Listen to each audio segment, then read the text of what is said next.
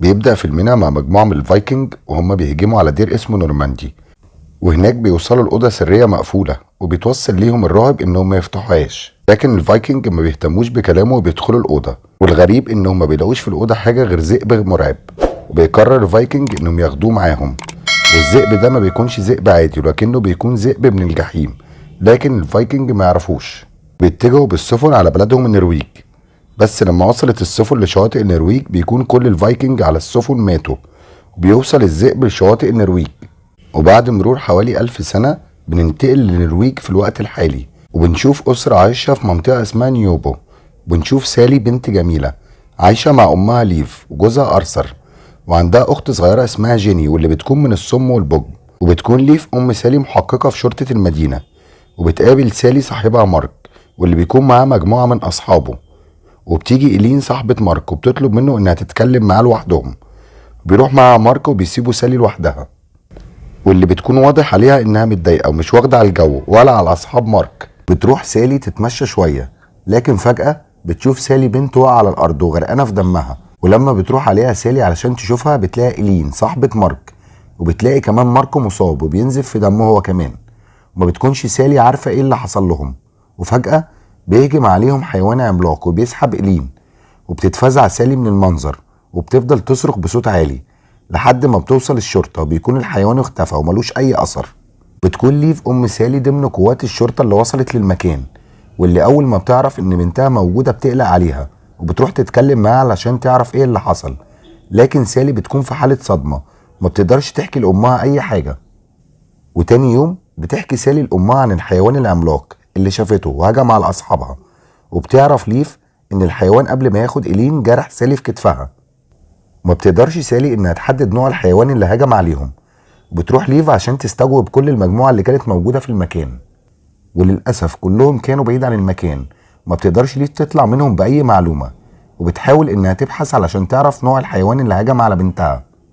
وبتشك ليف إن الحيوان اللي هجم عليهم ذئب، وده بيكون بسبب آثار أقدامه، لكن برضه ده بيكون مجرد تخمين منها ومفيش أي دليل عليه. وتاني يوم بيجي ليف تليفون وبتعرف إنهم لقوا جثة إيلين، وبتتفاجئ لما بتوصل للمشرحة إن جثة إيلين متقطعة وما فيهاش ولا جزء سليم، وكلها آثار عض وبتكون إيديها مقطوعة. وبتسأل ليف الدكتورة وبتقول لها إن آثار الأقدام اللي لقوها في مكان الحادث تشبه رجلين الذئب، بس الدكتورة بتقول لها إن الجروح والعضات اللي في جسم إيلين كبيرة جدا ومستحيل تكون لذئب، لأن الذئب كمان حجمه صغير، خاصة وإنهم لقوا الجثة على بعد مسافة كبيرة، والذئب ما يقدرش يسحب إنسان لكل المسافة دي.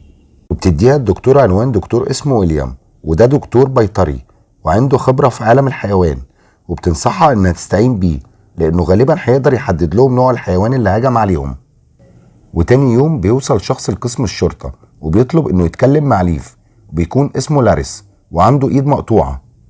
وبتقابله ليف وبيكون لاريس عنده معلومات عن الحيوان اللي موت إيلين، وبيقول لها لاريس إن الحيوان اللي هجم عليهم ذئب بس مش عادي، وإنه ذئب من الجحيم. وبيحكي لهم قصة الذئب لما الفايكنج حرروه من 1000 سنة. وبيقول لها إن الذئب من يومها كانت قوته بتزيد يوم عن يوم لحد ما بقى ذئب عملاق. لكن ليف ما بتكونش مصدقة ولا كلمة من اللي بيقولها لاريس. بيقول لها لاريس إن أسطورة الذئب حقيقية، وإنه كان بيطارد الذئب من سنين وبيحاول إنه يقتله، لكن آخر مرة الذئب هجم عليه وقطع إيده. بيقول لها إنها لازم تموت كل الأشخاص اللي أصابهم الذئب، لأن أي شخص بيتجرح منه بيتحول لمستذئب. وبيقول لها لاريس قبل ما يمشي إن الرصاص العادي ما بيأثرش فيه، وإنهم لو عايزين يقضوا عليه لازم يستخدموا رصاص من الفضة، وبيديها رصاصة من الفضة وبيسيبها وبيمشي. بتقابل سالي مارك وبتقول له إنها بيجيلها كوابيس من ساعة الحادثة. بيقول لها مارك إنه كمان بيجيله هلاوس وكوابيس من وقتها وإنه مش في حالة طبيعية. وبتروح ليف للمشرحة ومعها ويليام الخبير في عالم الحيوان علشان توريله الجثة ويقدر يحدد لهم نوع الحيوان اللي هاجمهم.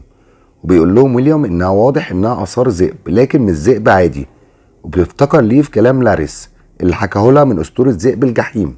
تبدأ الشرطة إنها تدور على الذئب، وبتجيب مجموعة من الصيادين المحترفين عشان يساعدوهم في قتل الذئب، وبتروح ليف مع المجموعة.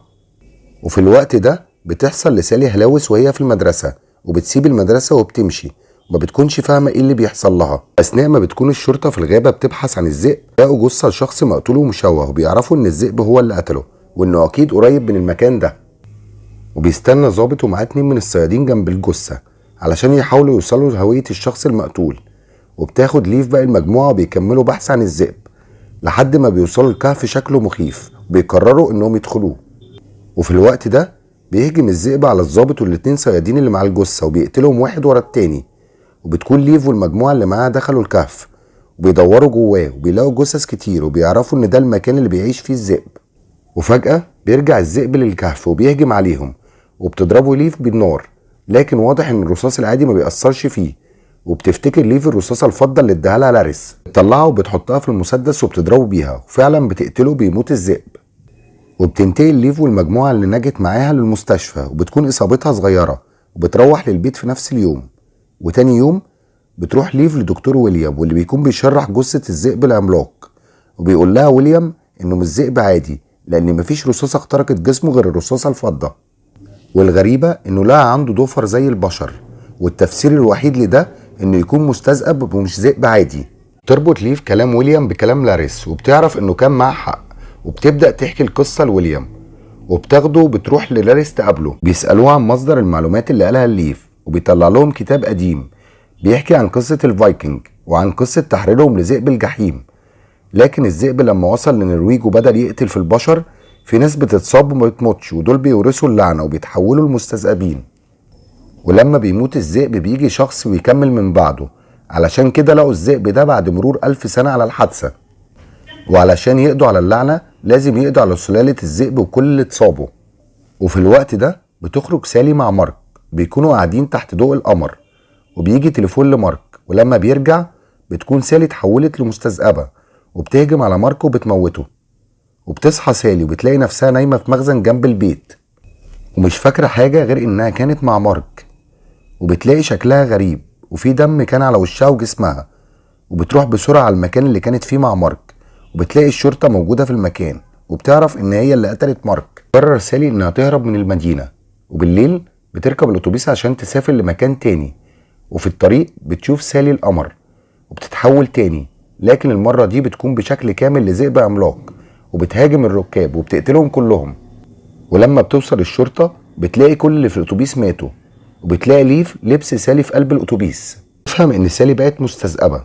وفي الوقت ده بتكون سالي رجعت على البيت وبتهجم على جيني، حقق ارثر وبياخدها وبيهرب، وبيكون ارثر اتصاب. وبتكون سالي طلعت للمدينة وبتهاجم الناس في الشارع. توصل ليف وبتلاقي ارثر بيموت وبيقول لها تروح تلحق جيني، واللي بتكون عرفت ان المستذئبة تبقى اختها سالي، وبتحاول تأثر عليها وترجعها لطبيعتها. لكن سالي بتكون مش في وعيها وهتهجم عليها، وبتوصل ليف وبتاخد جيني من قدامها. ويليام بيضرب سالي بسهم مخدر، لكن سالي ما بتتأثرش وبتهجم عليهم وبتحاول تقتلهم. وبيوصل لاريس في الوقت المناسب وبيخبطها بعربيته، لكنها برضه ما بتتأثرش وبتهجم على لاريس وبتقتله.